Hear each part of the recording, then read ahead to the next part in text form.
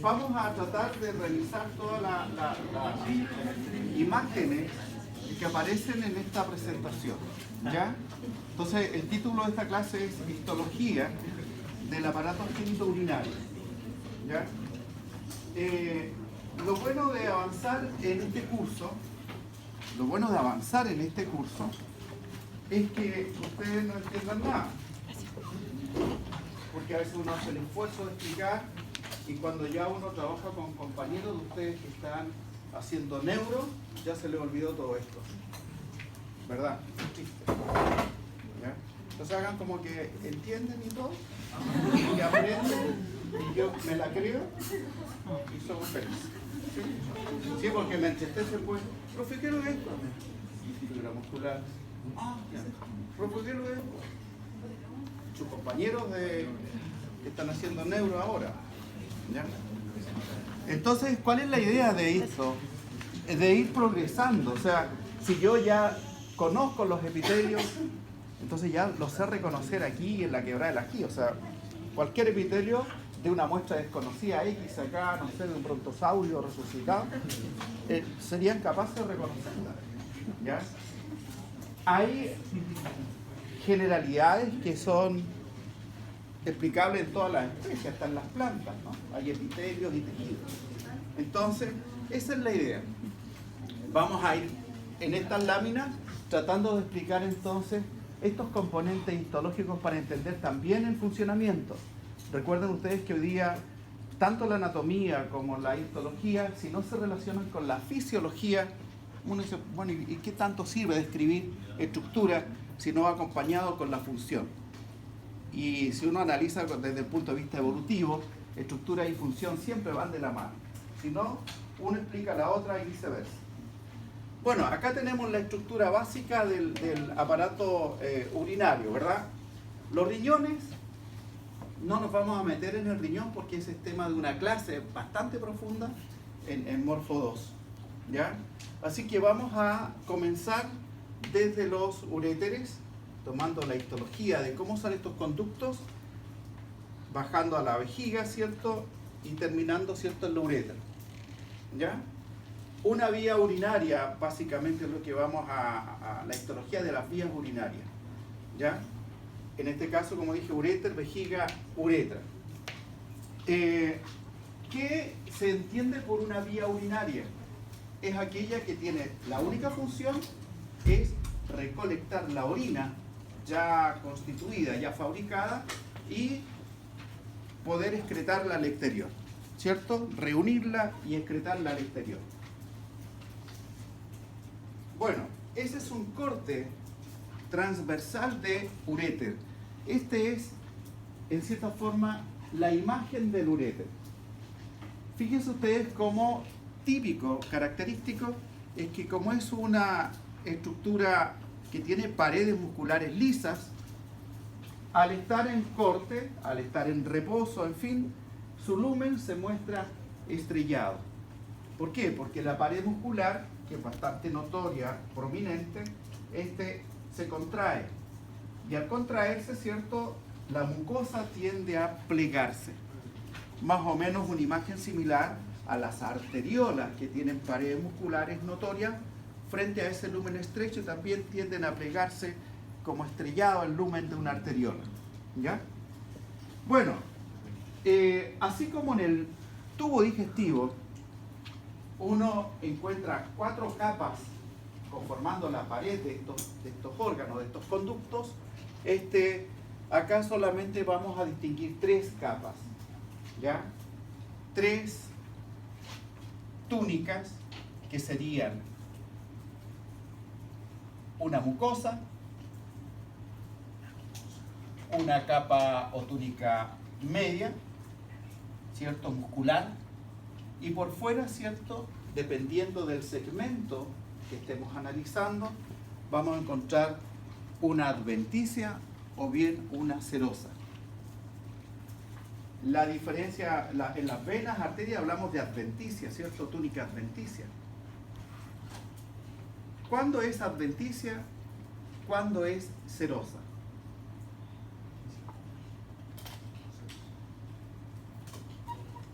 Si vemos el útero, que lo vamos a analizar la próxima semana, está cubierto por una serosa. Su capa, su túnica más externa es una serosa. Pero acá, ¿qué estamos viendo? La túnica mucosa, la túnica muscular, y acá, ¿qué le podemos llamar? Oh, a lo mejor está rotulado. ¿Dónde dice? Ah, dice adventicia. Ya, pero se quedaron conformes porque dice. Fíjense muy bien. ¿Qué yo puedo distinguir en esto que aparece rotulado como adventicia? Tejido adiposo, ¿cierto? Bastante tejido adiposo disperso.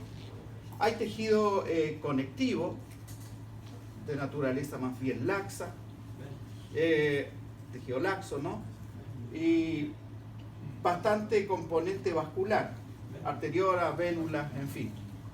Bueno, cuando yo veo tejido conectivo y sus vasos sanguíneos acompañantes, en fin, es además que yo no le veo un perfil homogéneo, parejito, entonces es una adventicia. Cuando yo veo un perfil limitado, uniforme, suave, si es que uno pudiera tocarlo, eso es serosa. ¿Ya? Es decir, si yo aquí por fuera le pusiera un epitelio plano que se llama mesotelio, que es un epitelio plano semejante al endotelio, entonces si este tejido yo lo recubro con un mesotelio, entonces sería serosa. ¿Ya? Esa es la gran diferencia. Por lo tanto, el uréter tiene 3 túnicas. Mucosa. ¿Qué compone la mucosa? Un epitelio y tejido conectivo. A este tejido conectivo en donde se apoya ese epitelio, lo recordamos desde la primera clase, se le llama lámina propia. Esto es la lámina propia, donde se apoya el epitelio, ¿ya? Y corresponde generalmente a tejido conectivo laxo. Ahora, ¿qué tipo de epitelio tiene esta vía urinaria? Es epitelio, ¿cierto?, de transición o epitelio polimorfo, ¿ya? O urotelio, o tiene 4 denominaciones, que con la última es la más correcta, que es pseudoestratificado. Aunque al ojo uno lo ve estratificado, ¿no? Ve como núcleos a distintas alturas y inmediatamente dice, ah, este es estratificado. Es además un epitelio bastante grueso. Bueno, hoy día se sabe que cada célula que compone este epitelio, que puede ser más grueso en apariencia, más delgado también en otras zonas, todas las células tocan la membrana basal. Por lo tanto, es un epitelio monoestratificado finalmente, ¿sí? Una sola capa de células, porque todas tocan la lámina basal, pero se ven a distintas alturas sus núcleos, ¿ya? Entonces es un epitelio pseudoestratificado, de transición, polimorfo. Y cuando un órgano que tiene este tipo de epitelio se encuentra relajado, como es el caso de la imagen, entonces este epitelio se ve más grueso, aparenta tener más capas celulares.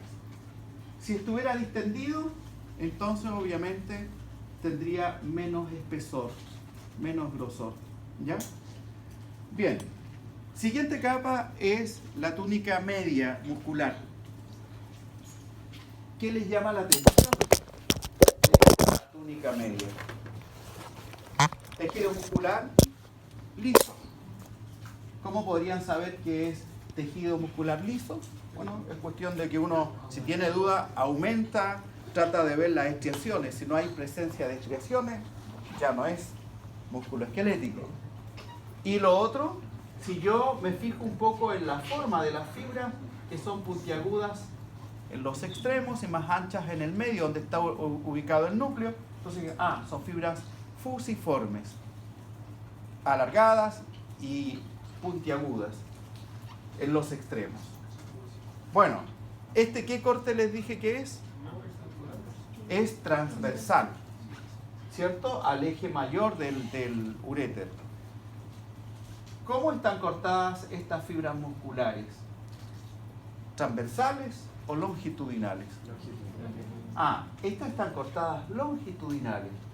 Por lo tanto, en la orientación del uréter, esas tienen una disposición circular. Y aquellas fibras musculares que vemos cortadas transversalmente, como estas, es porque van en el uréter en disposición longitudinal.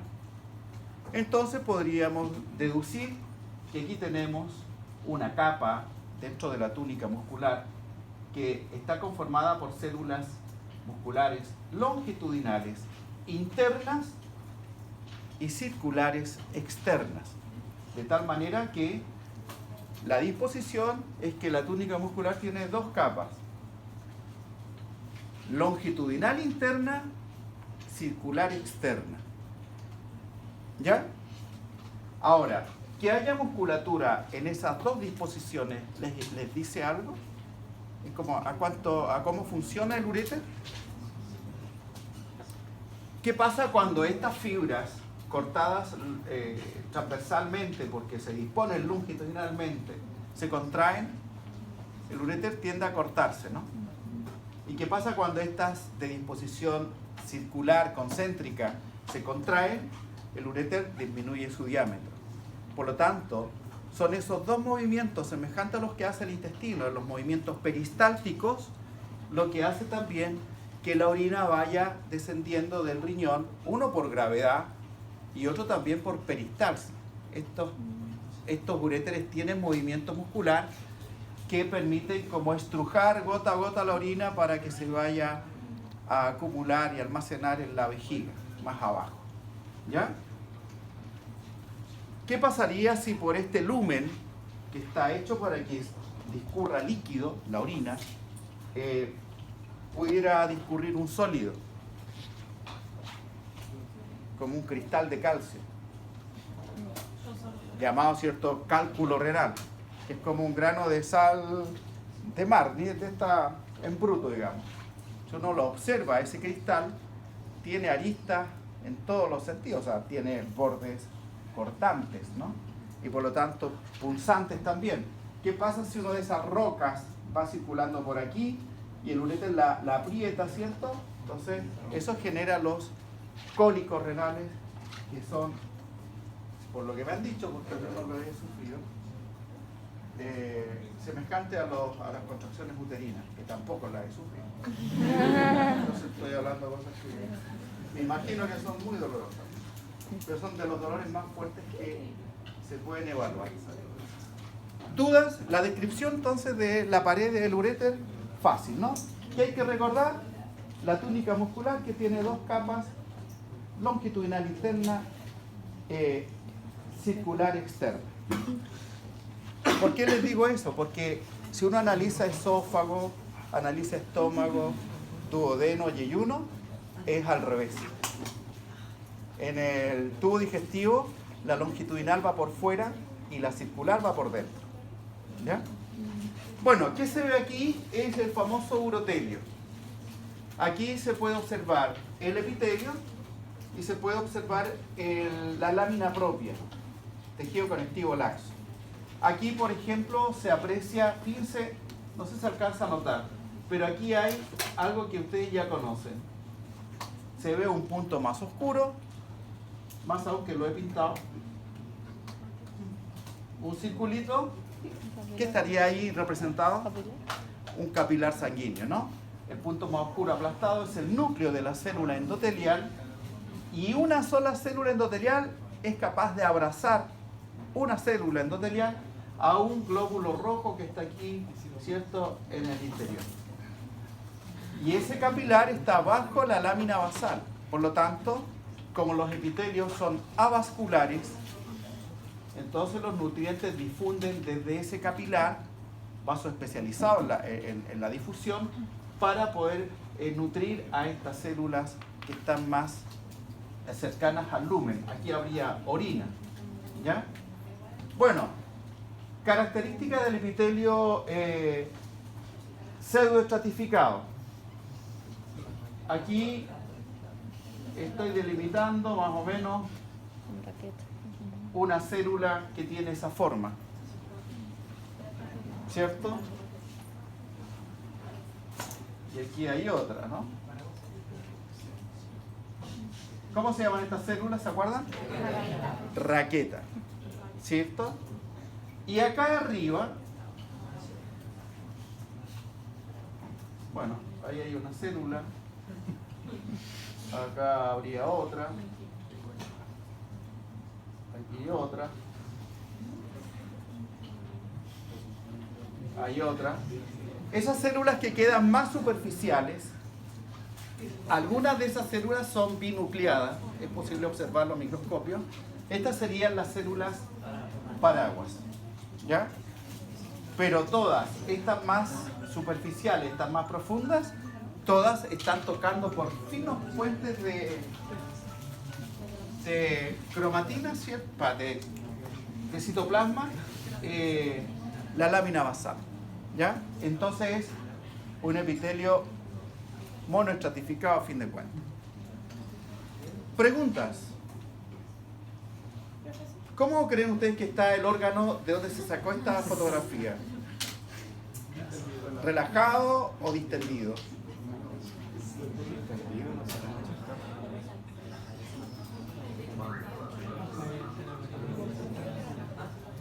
Cuando uno ve núcleos aquí abajo, a veces se habla de células basales, pero no tiene sentido puesto que los núcleos están abajo nomás.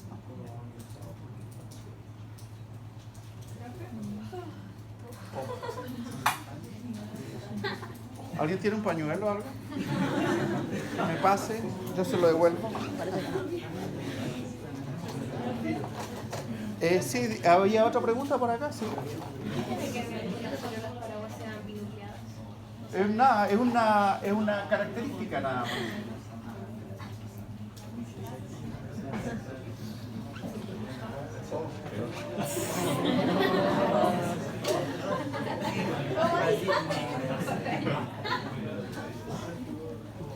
El plumón parece.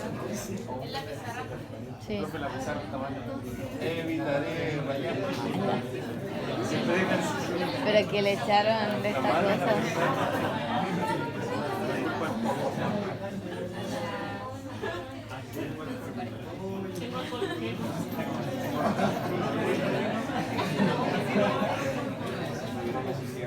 Ya, igual quedó.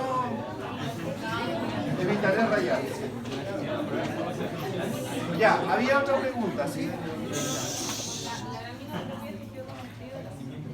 Sí. Sí. Bueno, ahora. ¿Ah? Yo no sé. Bien. Es que esa pregunta. ¿Cómo estaba?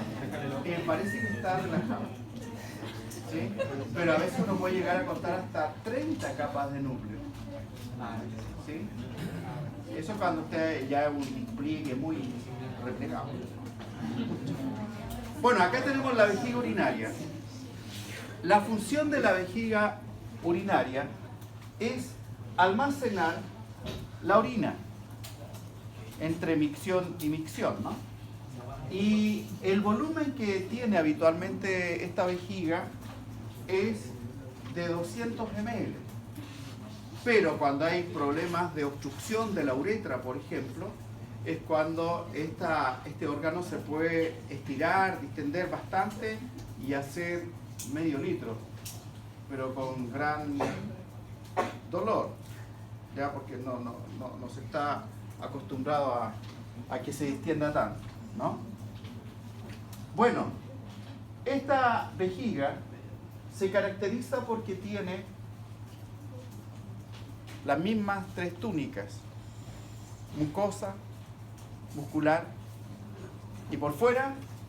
Aquí se está dibujando una serosa, pero dice el rótulo adventicio. Bueno, un error. Está dibujado serosa, pero le rotulan adventicia. ¿Se dan cuenta que es parejito ahí? Ya. Bien. Ahora, esta vejiga, su principal... ¿Sí?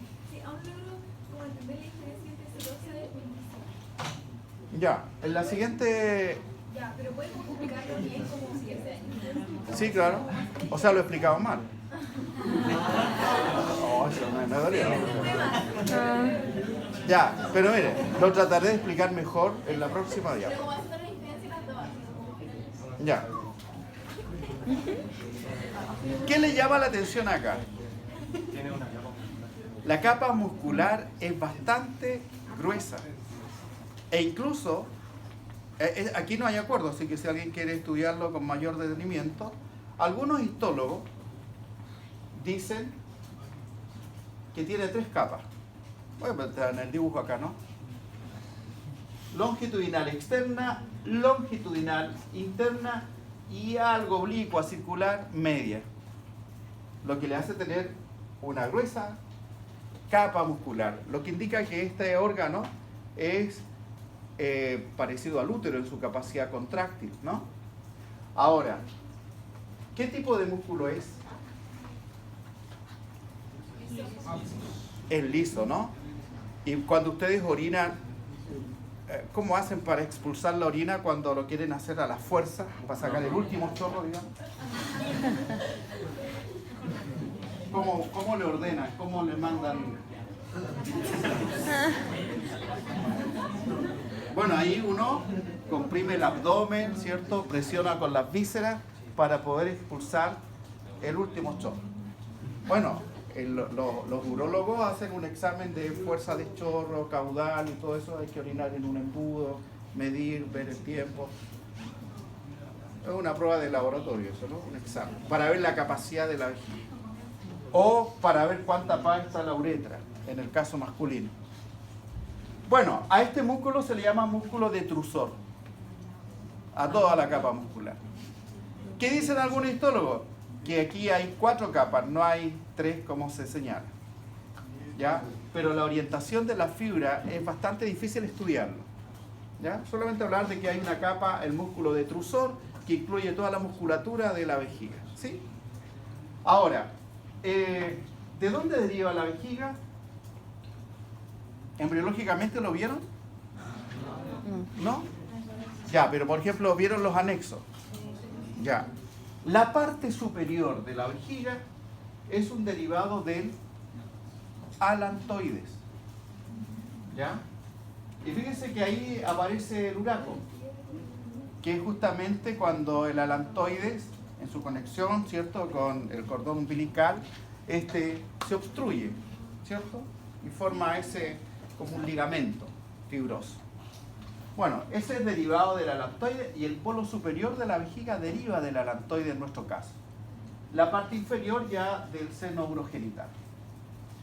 Bueno, aquí está la desembocadura, ¿cierto?, de los uréteres, que lo hacen por el lado posterior. Y acá abajo está la abertura de la uretra. Aquella región, tomando en cuenta los uréteres y la uretra, se le llama el trígono vesical. A la formación ahí triangular que se forma entre esa desembocadura y salida de la uretra. ¿Ya? Esta vejiga dibujada acá, ¿es de hombre o de mujer? De hombre. ¿Cómo se sabe? De próstata. Si ustedes miran acá, se distraerían. Hay que mirar acá. Aquí está la próstata. ¿Ya? Y la próstata está a la salida de donde nace la uretra. Por lo tanto, la uretra, la primera porción de la uretra tiene que atravesar esta glándula reproductora anexa. La próstata aporta más o menos 1/3 del volumen de líquido, ¿cierto?, al semen. ¿Sí? Y el contenido es mucoso y también nutritivo. Muy alcalino. Porque el semen tiene que ser alcalino para contrarrestar el pH ácido vaginal. Si no, los espermatozoides se mueren todos, ¿no? Ahora, ¿qué pasa con esta próstata?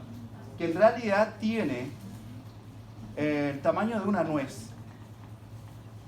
Imagínense, ustedes todos conocen una nuez, entonces más o menos sabe el tamaño. ¿Sí?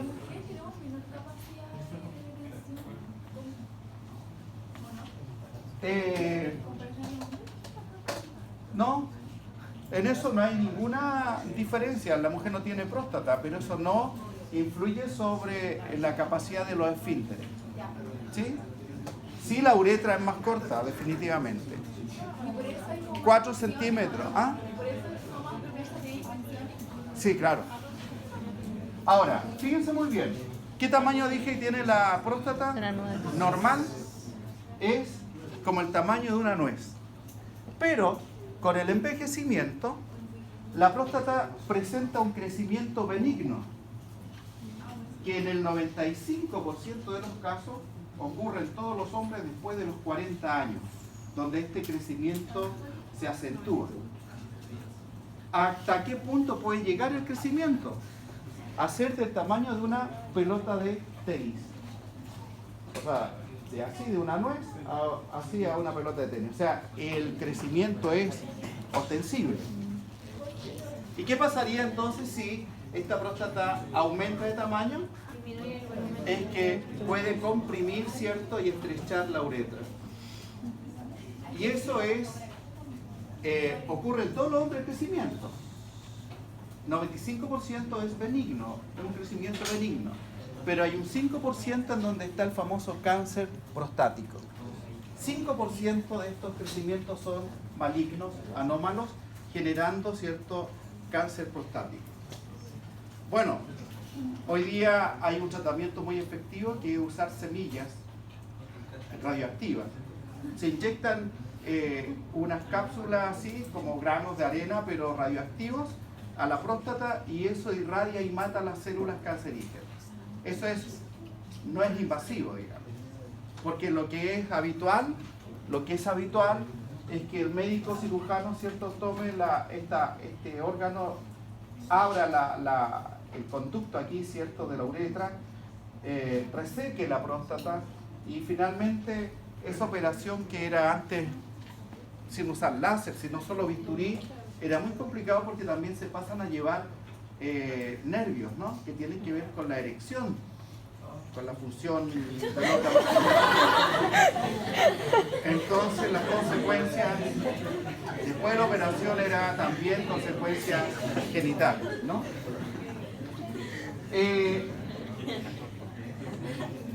¿Qué examen saben ustedes que se hace para detectar si la próstata está funcionando bien? Bueno, se ocupa un examen de sangre que se detecta el antígeno prostático. Cuando la próstata está funcionando, está creciendo, se genera un antígeno que circula en sangre. Ese se detecta, ¿no? Antígeno prostático. Y valores 0, y tanto son normales, ¿ya? Pero los médicos tienden a recurrir, ¿cierto?, al tacto por el recto, en donde se toca la próstata, ¿ya? Ahora, el médico, esto me lo hice ahora en el verano, yo, porque nunca me lo había hecho, y voy a repetir la experiencia porque hay que tener doble opinión por lo menos, ¿no? No, está bien.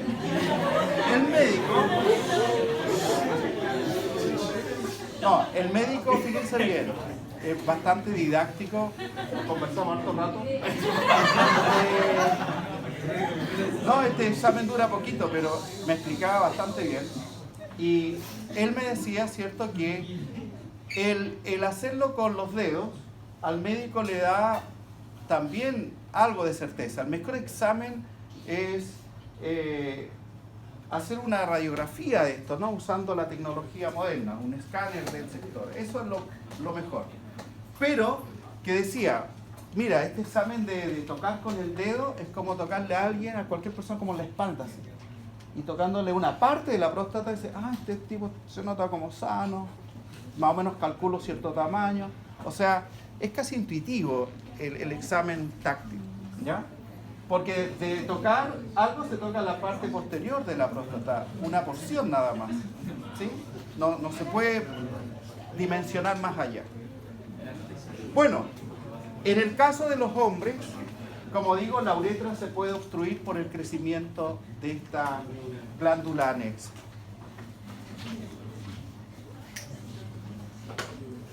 Ese es para explicarle lo de la serosa. Esta es una imagen histológica de toda la pared de la vejiga. Fíjense cómo el epitelio no vamos a ahondar porque sigue siendo urotelio, de todas maneras. Sigue habiendo aquí un repliegue, ¿cierto? A esta se le puede llamar papilas de la mucosa, pero son transitorios, pues, dependiendo del estiramiento. Y este sería el músculo detrusor, ¿ya? Una capa bastante gruesa de músculo en distintas direcciones.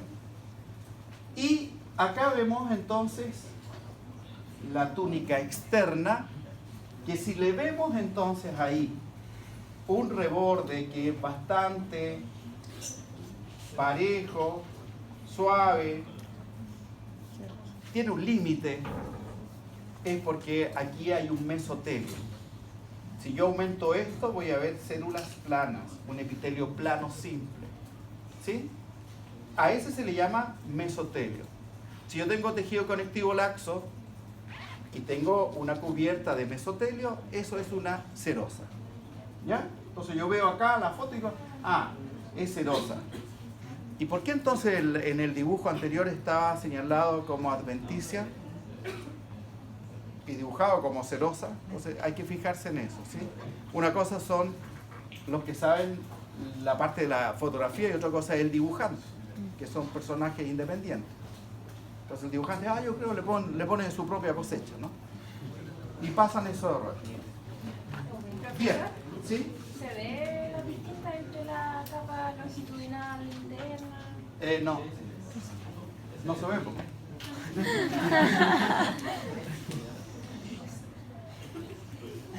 Por eso que es como todavía tiene 3 capas, tiene 4 capas, ¿cómo corren esas capas? ¿Ah? Esta es hematoxicina de oxígeno.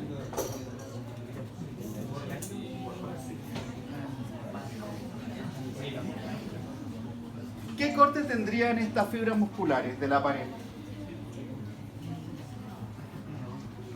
Esto es tejido conectivo, este es colágeno, pero esta es fibra muscular. Es como oblicua, ¿no? La mayoría está en corte oblicuo. ¿Ya? Por lo tanto, es difícil determinar, este es longitudinal, este es circular. Tercera porción de las vías urinarias es la uretra. La uretra masculina, entonces, dijimos que tiene una primera porción que se llama uretra prostática, es la que atraviesa la próstata. Aquí estaría señalado con el número 2 la próstata. Luego viene una parte de la uretra que es bastante pequeña que se llama la uretra membranosa, ¿sí? Y por la última porción, que es la que atraviesa el pene a lo largo, que es la uretra esponjosa y que se abre en el extremo del pene, ¿cierto? En el glande. Ahora, la uretra masculina se diferencia de la femenina, que la femenina es más corta. 4 centímetros versus... Bueno, ahí cada uno sabe. No voy a dar... No estoy hablando nada, sino que estoy contaminado. Este es el corte... Este es el corte de la uretra esponjosa. O sea, este es un corte de pene. ¿Sí? Fíjense cómo es el pene como órgano copulador. Primero, localizamos la uretra, que tiende, para distinguirlo del uréter, si nada más apareciera esta porción en una fotografía, la uretra tiende a tener como esta forma, como una Y. ¿Sí? Bueno, al otro lado, ¿sí? Pero Y. Y el epitelio de la uretra puede cambiar. Puede ser de transición, puede ser cilíndrico estratificado, puede ser estratificado, plano, mientras más se acerca al extremo. Entonces, hay distintas transiciones de tipos epiteliales en la uretra, ¿ya? Como digo, puede pasar de transición, puede pasar a cilíndrico estratificado y ya casi en el extremo a estratificado plano, ¿sí? Ahora, el cuerpo esponjoso es un tejido eréctil. porque tiene cavidades, tiene espacios los cuales se llenan de sangre, ¿cierto? Cuando el pene se erecta. Por lo tanto, la uretra está rodeado por el cuerpo esponjoso, ¿ya? Luego ese cuerpo esponjoso está rodeado por un tejido conectivo denso, fibrocompacto, que sería esta. Es una túnica albuginea. Es como un tendón aplanado, ¿no? Entonces, el cuerpo esponjoso está rodeado por ese tejido bastante firme, conectivo. Túnica albuginea, pero albuginea esponjosa. Ya, después por fuera viene otro cilindro que es de tejido eréctil también, que es el cuerpo cavernoso. Y aquí se observan estas cavidades que se van a llenar de sangre también cuando el pene se erecta. ¿Ya? ¿Qué rodea a esa túnica, a ese cuerpo cavernoso? Otro tejido fibrocompacto, que es la túnica albuginea, pero cavernosa. Por lo tanto, cada uno de estos tejidos eréctiles están rodeados por un tejido duro, que es contra el cual se hace la presión cuando el pene está turgente, ¿sí? Eso permite que se endurezca. ¿Y qué tenemos finalmente por fuera de esa túnica albuginea? Vamos a tener la dermis de la piel y vamos a tener el epitelio. Por lo tanto, aquí hay una piel que es carente de pelos, no se observa en ninguna parte folículos pilosos, y esa sería la piel que envuelve al pelo. ¿Ya? Cuando hay fractura de pene, ¿qué parte se lesiona? Cualquiera, según dónde fue el corte o el quiebre, pero es raro, aquí hay daño a este tejido y es fractura de pene porque como el pene está tan duro, en ese momento se puede hacer una fuerza y romper como una varilla. Pero estos tejidos son los que se dañan, este tejido blando, pero que está turgente, ¿sí? No es que haya un hueso en realidad, ¿sí? ¿Dudas? ¿Qué diferencia habría? ¿Qué diferencia habría entonces entre la uretra? Entre la uretra, que es respecto a la uréter. ¿Qué diferencia hay entre la uretra y el uréter? En cuanto a función, por ejemplo, el uréter es una vía urinaria, solamente urinaria, pero la uretra masculina es además una vía seminal, ¿sí? Por aquí pasa la orina cuando el pene está flácido, pero cuando el pene está erecto pasa el semen, ¿sí? No se puede orinar con un pene erecto, así como no se puede eyacular con un pene flácido, ¿ya? En condiciones normales. Ahora, ¿por qué creen ustedes que un diabético puede llegar a tener disfunción eréctil? Mala irrigación. Es por la irrigación. La diabetes daña los capilares sanguíneos y todo lo que tiene que ver con el endotelio de los vasos. Por lo tanto, como el pene es un órgano muy irrigado y estas cavidades están cubiertas por endotelio acá, entonces obviamente se daña el tejido vascular y eso impide que estas cavidades se llenen apropiadamente de sangre y esa sangre se pueda retener. Ahora, el pene es un órgano hidráulico que funciona con sangre que se retiene, porque hay válvulas que contienen la sangre a presión ahí, evitando que obviamente se salga mientras dura la erección. Y una erección no puede durar mucho tiempo, porque o si no estos tejidos se asfixian. Esa sangre termina quedando sin oxígeno. Entonces, una erección prolongada puede generar daño por hipoxia del tejido eréctil. ¿Ya? Bueno, eso. ¿Preguntas? Hay un acercamiento solamente de la uretra y del cuerpo esponjoso hasta la túnica albuginea que envuelve ese cuerpo esponjoso. Ahora, ¿por qué no di una medida promedio de la uretra masculina?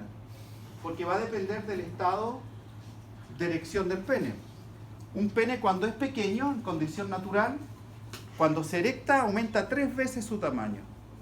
Cuando un pene en condición natural es ya grande, aumenta media vez su tamaño en estado erecto. ¿Sí? ¿Y por qué no pueden haber penes muy grandes? Porque faltaría sangre para poder erectarlo. O erecto el pene y cae inconsciente porque le llega menos sangre al cerebro. ¿Ya? No es un tema estructural.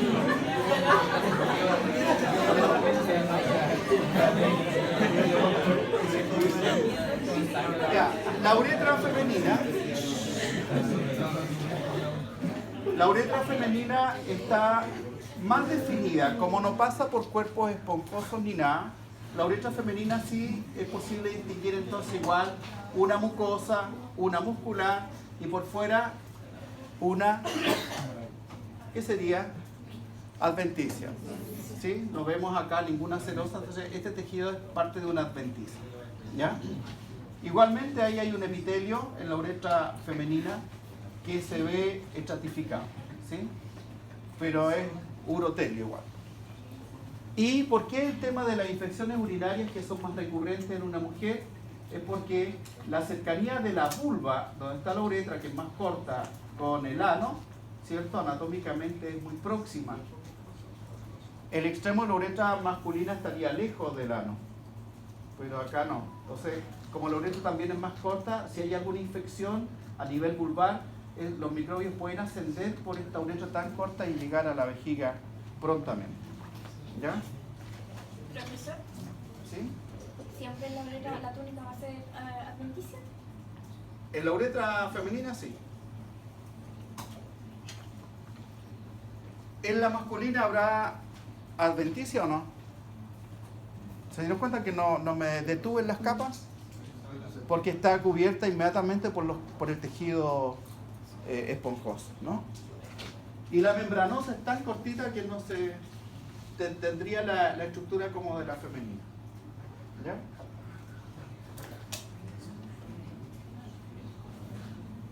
Bueno, ahí está la diapo para que después se memoricen los nombres.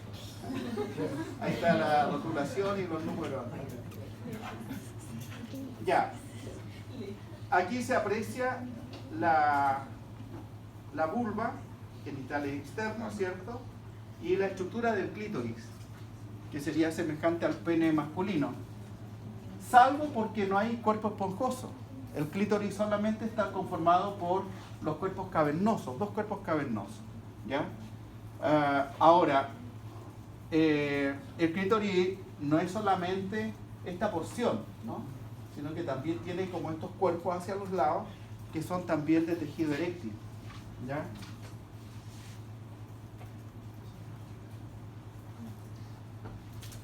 Labios mayores.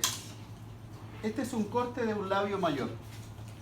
Es como un corte de piel, porque los labios mayores son repliegues de piel, cubiertas de pelo. Y aquí vemos entonces pelo. Glándula, ¿cierto? Sebáceas. La típico corte de piel, ¿sí? Estas glándulas sebáceas son apocrinas, ¿ya? Y glándulas sudoríparas también apocrinas. ¿Por qué? Porque aquí secretan una especie de aceite que les da un olor especial a los genitales, tanto masculino y femenino, y también en la axila hay glándulas de este tipo, que generan más bien olor, aroma, que es individual. ¿Ya? Hay un epitelio escamoso estratificado, tiene glándulas sudoríparas y sebáceas, ¿ya? Y fíjense bien, estas glándulas apocrinas, esos tildes están de más, ¿sí? Son similares a las encontradas en la mama, en la areola, la glándula de Montgomery, y en la axila, para generar olores sexuales.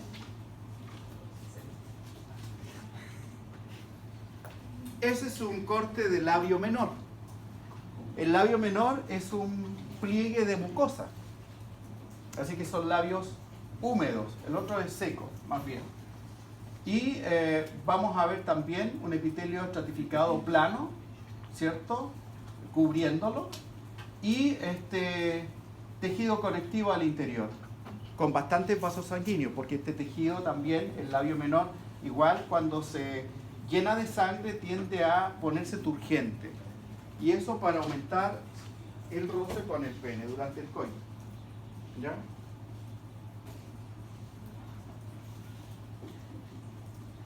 Ahí hay una fotografía, entonces, cómo se podría observar los genitales externos. Monte de Venus, piel y abajo mucho tejido adiposo que actúa como almohadilla. El clítoris, ahí se ve el glande del clítoris. El capuchón que lo recubre, ¿cierto? Parte de los labios menores.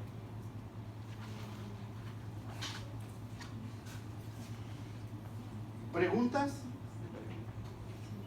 ¿Por qué se quedaron tan en silencio? Corte transversal del clítoris. Ahí se ve, ¿cierto?, el tejido eréctil de los cuerpos cavernosos. Y con sus compañeros de neurociencia hicimos un práctico esta semana para ver receptores de la piel. Los discos de Merkel, los corpúsculos de Meissner, de Pacini, de Ruffini, de Krauss. Y aquí fíjense, en el clítoris, en el tejido conectivo que lo está rodeando, conectivo más bien denso y regular, se encuentran muchos corpúsculos de Pacini. ¿Se recuerdan ustedes para qué sirven esos? Para la presión. Tienen que ver con la sensación táctil, pero especialmente detectan presión. ¿Ya? Así que hay muchos receptores de Pacini en esta imagen.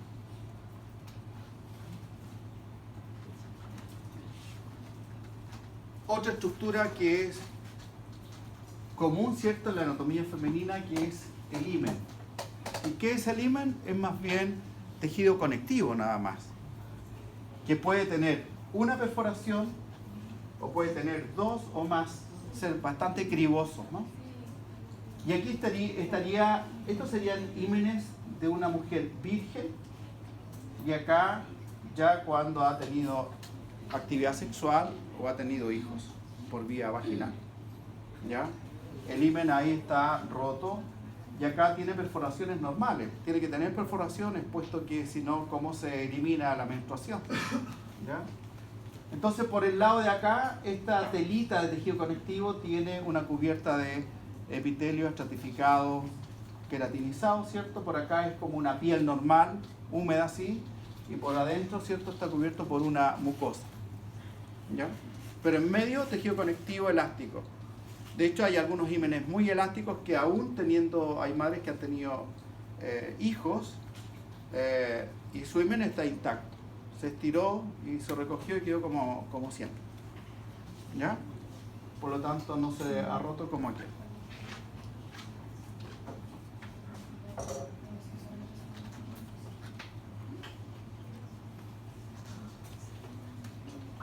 Ya, ahora vamos a ver el epitelio de la vagina, que ustedes ya lo vieron en muestra, ¿cierto? ¿Se recuerdan? El epitelio de esófago y vagina es muy similar, y aquí se ve un epitelio muy grueso, que es epitelio estratificado plano no queratinizado, o queratinizado pero parcialmente, o mucho menos que el de la piel, ¿ya? Y después obviamente viene el tejido conectivo, lo cual se constituye la capa mucosa, y después viene una capa muscular, musculatura lisa. ¿Ya? La vagina se define como una vaina, ¿cierto?, de paredes musculares y elásticas, en el fondo. Así que su histología es bastante sencilla. También hay bastantes vasos sanguíneos, con la finalidad de que este tejido se llene de sangre. Fíjense la gran cantidad de tejido vascular, lo que hace que también la vagina se hinche, se ponga turgente durante la excitación. Nótese lo siguiente: la vagina no tiene glándulas. No hay glándulas en la vagina, glándulas así tipo mucosas que puedan lubricar. ¿Ya? Entonces uno dice, ¿cómo se lubrica entonces la vagina durante la excitación o el acto sexual? Es por glándulas que están en el útero. Glándulas que están en el cuello uterino generan moco, ese moco escurre por las paredes de la vagina y ahí entonces se lubrica este órgano. ¿Ya? Ahora, ¿dónde ocurre eso? Bueno, en la fase de excitación propiamente tal. ¿Qué les llama la atención de ese dibujo de tejido o histología vaginal? ¿Cuál? Bueno, hay infiltración linfática porque es un tejido próximo al ambiente, ¿no? Y por lo tanto, eso representa una barrera defensiva inmunológica. Las vías respiratorias y digestivas están muy infiltradas con tejido linfático. ¿Ya? Ahora, fíjense bien, aquí hay estos repliegues pequeños son papilas entre el tejido conectivo donde se apoya o no este epitelio. Entonces, esas papilas allí, como las papilas dérmicas en nuestra piel, sirven de agarre para que si tocamos algo o frotamos algo no se nos desprenda el epitelio. ¿Sí? Acá la vagina, como va a estar adaptada para el coito y para el roce, entonces tiene esas papilas para poder mantener la adhesión entre epitelio y tejido conectivo subyacente. Luego también en la vagina es posible apreciar unos repliegues de la mucosa, pero esos repliegues son transversales, lo que hace que el interior de la vagina tenga estos rebordes, ¿no? Estos repliegues, con los cuales aumenta el roce con el pene durante el coito. Entonces, estos repliegues son para aumentar el roce con el pene. Y estos repliegues de acá para darle firmeza al epitelio y no se desprenda con ese roce del tejido conectivo. ¿Ya? Como digo, todo está diseñado ahí para la función respectiva. Y toda esa capa muscular que se observa el músculo liso. Aunque hay unas muestras en laboratorio en donde si uno aumenta ese músculo aparece estriado, esquelético. ¿Por qué será? Aquí aparece el útero. El útero, ¿cierto?, tiene tres capas. Tiene la capa interna, que es el endometrio. Luego viene la capa más desarrollada, muscular lisa, que es el miometrio. Y por fuera está tejido conectivo, una pequeña franja, cubierta de un mesotelio. Por eso es tan parejito. Entonces, el perimetrio es una serosa. ¿Se dan cuenta? Entonces, esto no hay que memorizarlo, hay que mirarlo y saber distinguirlo nada más. Bueno, ¿por qué es importante el útero en su histología? Porque mucho tiene que ver, ¿cierto?, su capa más interna. El endometrio es el tejido que está sometido cíclicamente a los efectos hormonales, lo cual puede generar en este órgano lo que se llama el ciclo uterino o el ciclo menstrual. ¿Por qué es importante esta gruesa capa de músculo? Es porque es un órgano muscular que puede estirarse mucho, ¿no? ¿Qué característica tiene esta capa muscular del útero que ustedes ya conozcan? Que lo hemos pasado en tejido muscular. Estas fibras musculares lisas son una de las más grandes que puede haber. Dentro de la musculatura lisa, las fibras más grandes se encuentran en el útero, pero especialmente en el útero grávido de una embarazada, ¿no? Es una característica. Cuando digo una fibra muscular lisa grande, significa que alcanza una longitud de medio milímetro. O sea, pero chica, pero para la célula eso es un gran tamaño, ¿no? Eso sigue siendo más pequeño igual de los tres tipos de fibras musculares, la más pequeña. Y la otra característica es que estas fibras, mientras el útero se va creciendo, va estirándose, estas fibras también se pueden dividir por mitosis y aumentar el número de células musculares mientras más estirado esté el útero. Y de esa manera se puede mantener allí a veces, no sé, por 2 niños, 3 niños o más en un embarazo múltiple. El miometrio es entonces la capa muscular muy elástica y adaptable a las condiciones. ¿Cuál es el tamaño del útero en condiciones normales? Es pequeñísimo. para que ustedes se den cuenta la capacidad elástica que tiene. El útero mediría, ¿cierto?, 7 centímetros de largo, 4 centímetros en su parte más ancha, la parte superior, y 3 centímetros de espesor. 7 por 4 por 3, esas son las dimensiones, o sea, pequeñísimo. Y luego cuando ya se distiende y todo, alcanza la altura del diafragma. O sea, su estiramiento es enorme.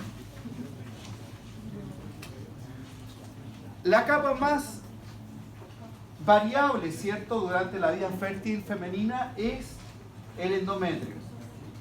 El endometrio se compone de 3 estratos. Hay un primer estrato que se llama estrato compacto, que uno lo asocia con aquel estrato que está en contacto con el lumen del útero. Aquí hay un epitelio que es epitelio cilíndrico simple. Abajo hay tejido conectivo más bien laxo. Y el estrato compacto es el primero, pequeño, delgado. Luego hay un estrato llamado esponjoso, que es donde se encuentra la mayoría de las glándulas uterinas, que son glándulas tubulares tortuosas, ¿no? Esas, glándulas uterinas. La mayoría de estas glándulas se encuentran desarrolladas en el estrato esponjoso. Y más abajo, muy fino, está el estrato basal, que es el estrato del endometrio que hace contacto con el miometrio. ¿Ya? Cuando se desarrolla la placenta se desarrolla en esta capa. El lado materno es aportado por el endometrio de la madre, ¿no? Así que la placenta se desarrolla en este sector.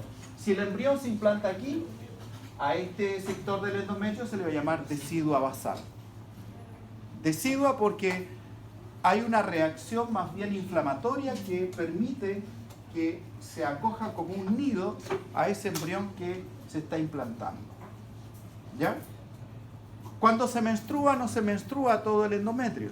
Se menstrua solamente el estrato compacto y el esponjoso. Y a esto se le llama, al estrato compacto y esponjoso se le llama estrato funcional. Entonces cuando se menstrua se pierde el estrato funcional. Estas 2 primeras capas. ¿Y qué pasa con el basal? Este es el que tiene como función regenerar las 2 capas en cada ciclo. Las 2 capas que se perdieron se regeneran a partir del basal. Profesor, ¿Sí? entonces se pierde el tejido que tiene todas las glándulas. Claro. Ahora, dentro de la lógica biológica está que uno diría, ¿y por qué una mujer menstrua? ¿Por qué? ¿No sería más económico, hablando del tema corporal, ¿no? ¿No sería más económico mantener ese tejido en el cual se ha invertido energía, tantas calorías, en fin, en regenerar vasos, glándulas, más células, que perderlo cada vez? Pero aunque no lo crean, sale más económico para la fisiología femenina perder ese tejido que mantenerlo. Y sale más económico regenerar otra vez todo ese tejido. ¿Ya? Porque el organismo siempre hace lo más económico. ¿Ya? La energía no se puede eliminar o malgastar. Bueno, aquí tenemos las etapas por las cuales pasa este tejido endometrial. ¿Ya? Aquí digamos que ocurrió la menstruación, por lo tanto, nada más ha quedado el estrato basal. Luego, por influencia de los estrógenos, entonces, este tejido se empieza a regenerar. Esto es lo que se llama como la fase proliferativa. ¿Ya? Empiezan a desarrollarse las glándulas, empieza este tejido a engrosar, y luego por acción de la progesterona y estrógenos también, que se siguen produciendo, entonces el endometrio alcanza su máximo espesor. ¿Ya? Esta es la fase secretora, porque las glándulas alcanzan su máximo desarrollo, se ven bastante tortuosas y acumulan nutrientes. Todo el líquido de esta glándula es lo que se llama leche uterina. que es la cual va a alimentar al embrión si se implanta, ¿no? Y luego, cuando ya el cuerpo lúteo degenera, día 25, 26 del ciclo, entonces se corta el aporte de progesterona. ¿Y qué le pasa a este tejido? Se vuelve isquémico. Las arteriolas espiraladas que están en la base, en el estrato basal, cierran. Las metaarteriolas serían sus válvulas, ¿no? ¿Y qué pasa? Se corta el suministro de sangre. Eso asfixia este tejido, el cual se desprende y se produce la fase menstrual. Entonces, en un ciclo menstrual estaría la fase menstrual, desprendimiento del estrato funcional, luego la fase proliferativa o estrogénica, luego la fase progestágena o secretora y después la fase de isquemia, ¿ya? Que dura 2-3 días. Y al microscopio se ve así. ¿Cuál es cuál? Bueno, está por orden, así que es fácil. ¿Qué fase está el endometrio en esta fotografía? Esa es la fase proliferativa o la fase estrogénica. Estamos hablando entre el día 5 y el día 14. Ahí. Esta de acá, la fase secretora o progestágena. Estamos hablando del día 14 hasta el día 25 aproximadamente.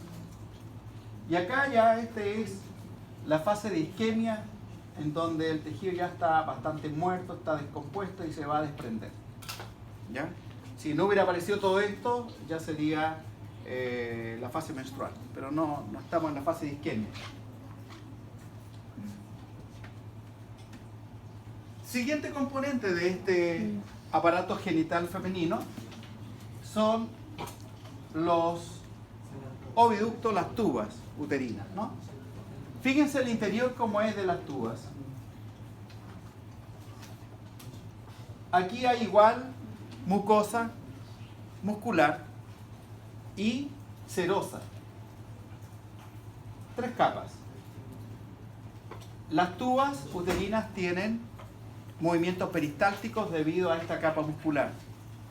Las tubas tienen un lumen que no es parejo, que es bastante irregular, con el objetivo de exponer superficie de contacto con el ovocito o el embrión, que es minúsculo. Entonces, la mucosa de las tubas se repliega formando todas estas vellosidades, por así decirlo, que están cubiertas por epitelio cilíndrico simple ciliado. Y esto aumenta el contacto, como dije, del ovocito o del embrión. ¿Cuál es la función de estos oviductos? ¿Cuál es la función que tienen? Primero, capturar al ovocito cuando es ovulado, ¿cierto? Luego aquí, si es que hay fecundación, se genera la fecundación. Luego acá se desarrolla la primera etapa del desarrollo embrionario, la segmentación. Cuando llega acá ya es un blastocisto. Entonces, todas esas funciones son las de las tubas. La región más estrecha es la del istmo, que es la porción que atraviesa la pared del útero. Y a veces muchos embriones se quedan atascados ahí, generando un embarazo ectópico. Pero ya, de hecho, el lumen de las tubas es estrecho por estos repliegues. Y finalmente, tenemos una imagen del ovario con todos los componentes. El ovario tiene dos capas, 2 sectores. Una corteza, que es donde uno observa toda la actividad cíclica de este órgano, y una porción medular, corteza y médula. Y en la médula hay tejido conectivo y mucha vascularización, y no tiene mayor importancia esta parte porque no se estudia mucho, ¿no? Lo que se estudia es la corteza por todos los cambios foliculares que se observan. Entonces, como esto ya ustedes lo ubican, lo podríamos repasar rápidamente. Ustedes son capaces de reconocer estas estructuras, ¿cierto? ¿O no?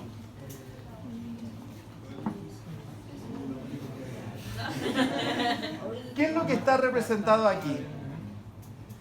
¿Qué representa esta imagen? Es un ciclo folicular, porque demuestra el desarrollo de los folículos. ¿Y qué son los folículos? Los folículos son las estructuras donde se almacenan los ovocitos. Un folículo, un ovocito. Folículo primordial, luego pasa a folículo primario, luego pasa a folículo secundario, luego pasa a folículo terciario, que sería este, el que va hasta a punto de reventar, que se llama también folículo de Graf. Y luego de que este revienta, se rompe, se produce la ovulación en ese momento, todo el resto del folículo, que son miles y miles de células foliculares, se convierten en miles de células lúteas, formando una estructura provisoria que es el cuerpo lúteo. ¿Ya? Y cuando el cuerpo lúteo deja de funcionar, se convierte en un cuerpo blanco y luego en un cuerpo atrésico, que es una cicatriz. Todo esto se calcula o se describe que dura lo mismo que el ciclo uterino, ¿no? Pero en verdad dura más tiempo. Se hace coincidir nada más. No es que pasando del folículo primordial hasta el cuerpo álbica sean los 28 días. No. ¿Ya? Pero por lo menos es una forma didáctica de entender y se le pone fecha. El día 1 del ciclo, aquí cuando se produce la ovulación el día 14 del ciclo, y acá estamos hablando del día 28. Pero no es que dure eso, ¿no? Dura mucho más. Aquí estaría entonces la región medular y acá la zona cortical.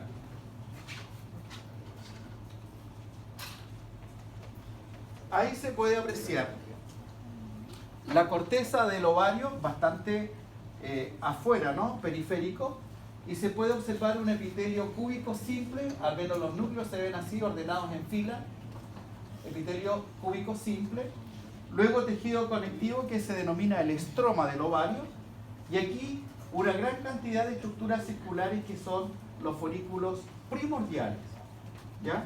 Muy pequeñitos, gran cantidad. Cuando esos folículos primordiales crecen por estímulo de la FSH, cuando tienen 4 milímetros de diámetro, se van a convertir en folículos primarios. Y este es un folículo primario. Tiene un ovocito que ya es más grande, este se llama ovocito 1. Ovocito 1 detenido en diploteno de la primera meiosis. Y tiene más diámetro, pero tiene una sola capa de células foliculares.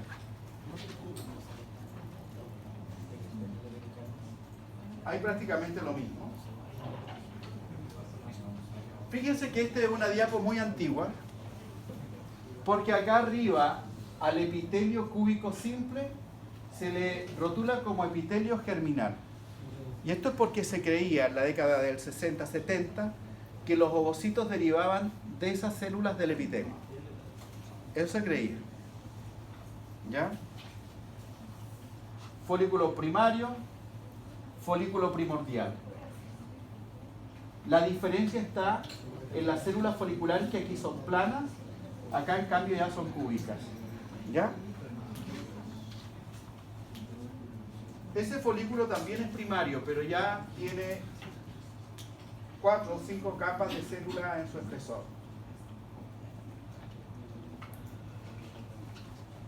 Eso de aquí, ¿se recuerdan qué es?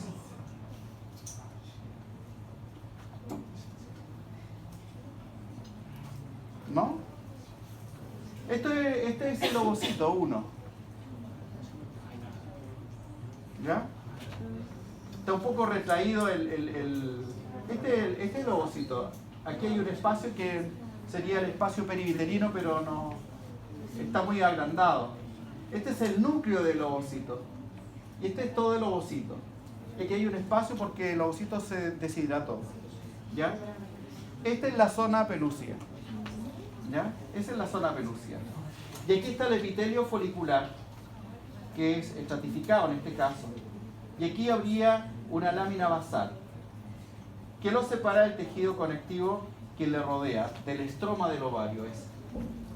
¿Ya? Ese folículo es primario todavía, pero más desarrollado. Ahí está la rotulación después para que la estudien. Y este epitelio ya, digamos, este folículo que está aquí, está empezando a ser secundario. Porque entre las células foliculares se empieza a acumular líquido formando lagunas. ¿Ya? Así que este ya es secundario. Inicial.